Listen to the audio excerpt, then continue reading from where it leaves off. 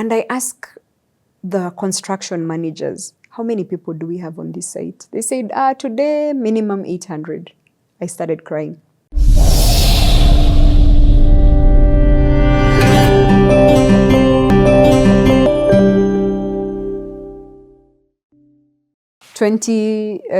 That's 2015. They come to Kenya, we sign the MOU.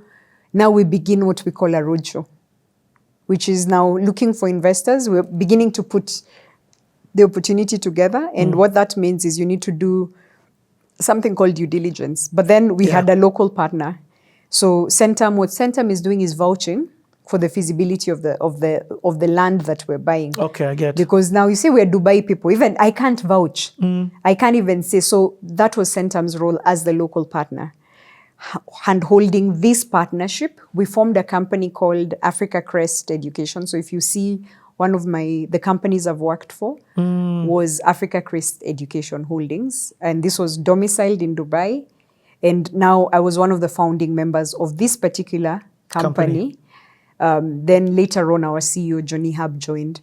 And all this is coming from InvestBridge.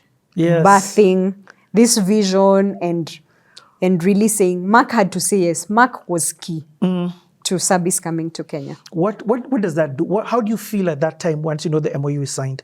How do you feel at that time once you know the local partners have agreed, the company that I work with has agreed, we're moving forward? A lot of excitement and thanksgiving and gratitude. And this thing that I wrote on a plane to Dubai, I'm beginning to see the manifestation. And also now, it's also another angle of battle because getting these things, what you see, once you see a mall, you have no idea the sleepless nights that people have gone through. It is a finite art and work in putting people together and developing a project. Yeah. Because you're interacting with investors from different cultures, then companies are used to doing things in their own norm. So you're resetting the stage, yeah? We do these approvals. So there was that. And I'm so grateful because now, even with my spiritual authority, my husband, these people are speaking life. They're encouraging me because there's a time, at this time again, I'm pregnant. Baby number 2. Baby number 2. And I'm crisscrossing the world. I'm like, this boy will really fly. But I was on a plane every, I think, 2 weeks.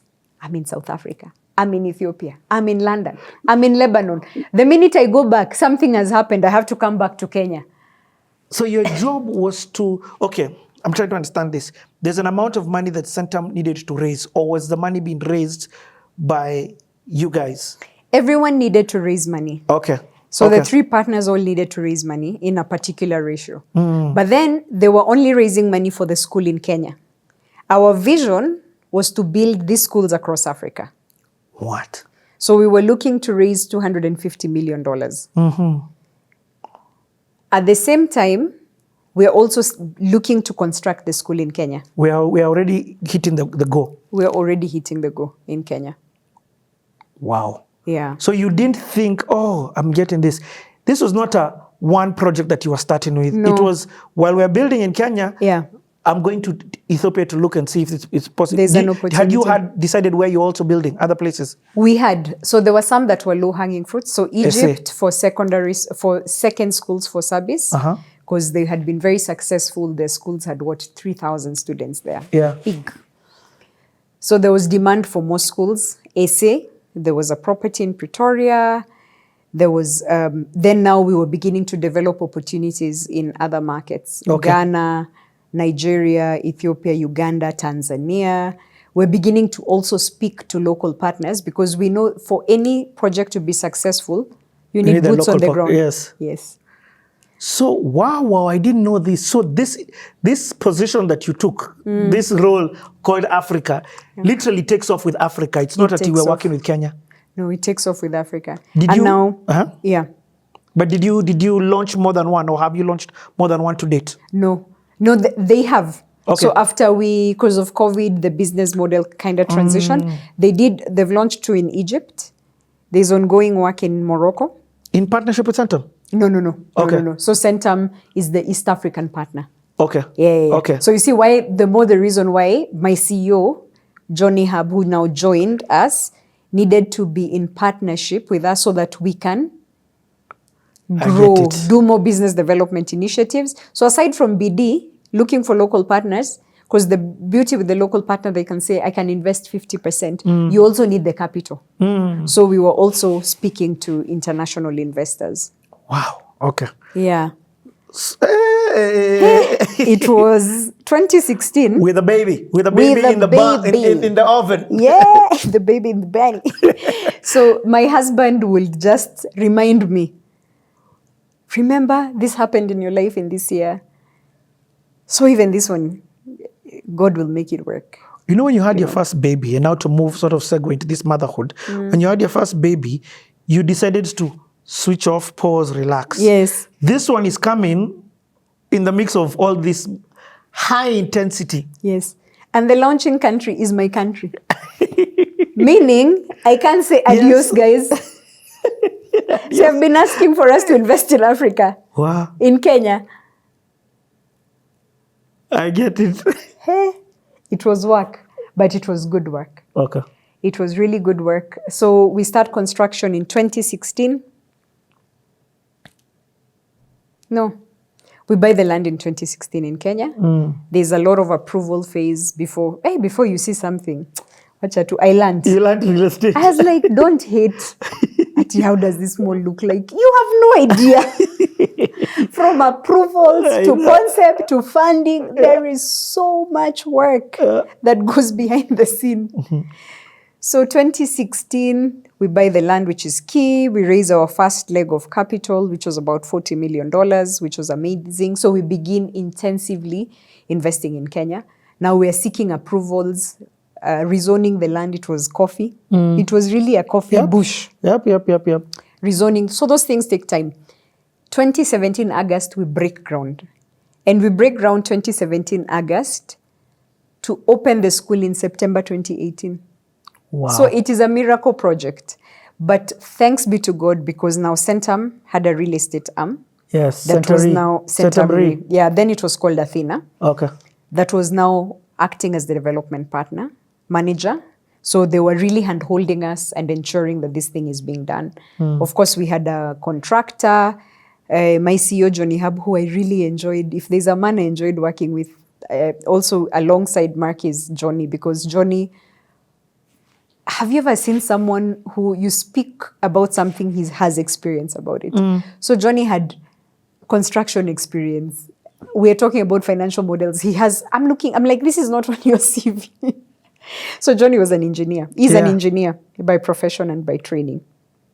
So Johnny was instrumental in helping and overseeing the construction. But also there was cultural differences, which people will just see Johnny and scatter. Because, my friend, if you told him you'll send it next week, you better. Next week itakuja. And here our people are thinking, I'll just push it. Or you join a meeting late. There's a time people join the meeting late. He said, I'm giving everyone 10 minutes. You find your CEOs. In 10 minutes, everyone should join. I am the client. Nobody joins the meeting after me. From that day, not laziness, the delays of Kenyans, it's 5, 3. People used to join his meetings. So that was an amazing experience. We got to hire a local team. Like how was that seen? Because now you see you're talking about, and I said a little bit of this, but then now you're getting to see people you have getting jobs. Yeah. You're getting to see mouths being fed. You know what I mean? Yeah. And the economies that grow around a construction. Yes. The lady selling chapatis. Yes. The kiosk which decides, hey, open up because it's here. Yeah. How do you feel? Hey. That dream that you wrote on a plane to go.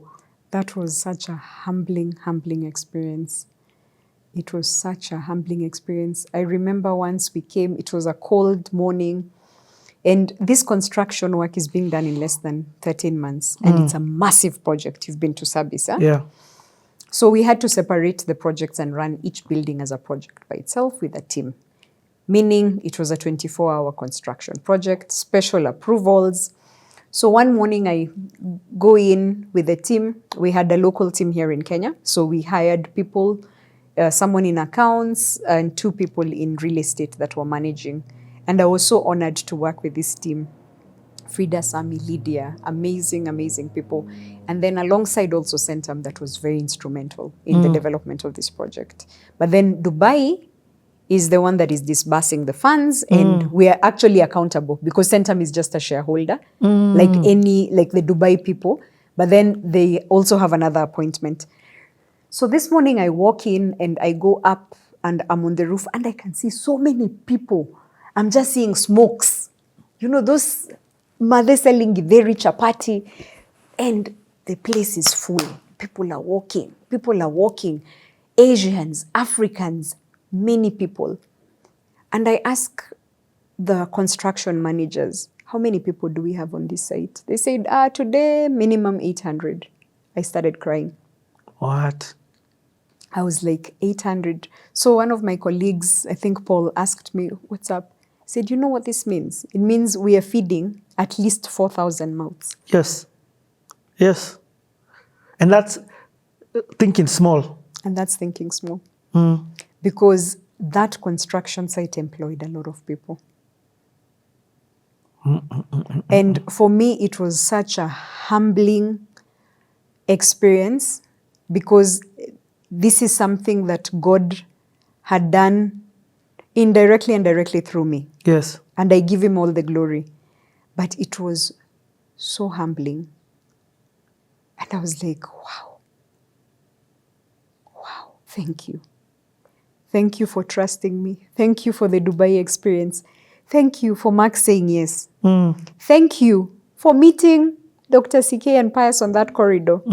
Thank you for the Sabis family saying yes to Kenya. Thank you. And I know it is a successful project and it will continue to be a successful project. Definitely. Yeah, because it's God's project. Yo, that's powerful. Yeah. And especially that you left with a dream and you came back to actualize that dream back home. Yes. Which was a small element of that development that you wanted. Now you brought it back home. Yeah. And it's impacting generations still today. Yes. And it's what you said. Look at all the service providers.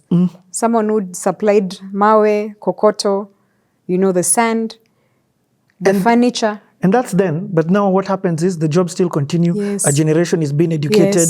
Yes. More jobs are created. Over 100 full-time jobs there. For real? Yeah. Okay. Let's take a break. When we come back, because if you've met Pius and you're coming down, up and down like this, had you, and Pius had met Alex? When? By this time? Sorry, when by the time you've met Pius in 2014-15, and he's coming, he's of course met Alex. By the time they left Dubai, they had all met. But by the time you're coming to Kenya, does that mean now that you've met Halima? Which time? Relocating? When you're setting up this service? Yes. Okay. Yes, I had met Halima. Let's take a break. Yeah. When we come back, we continue from 2015, huh? We continue from 2015 is when I met Halima, yeah. We call this a chai break, an energy break.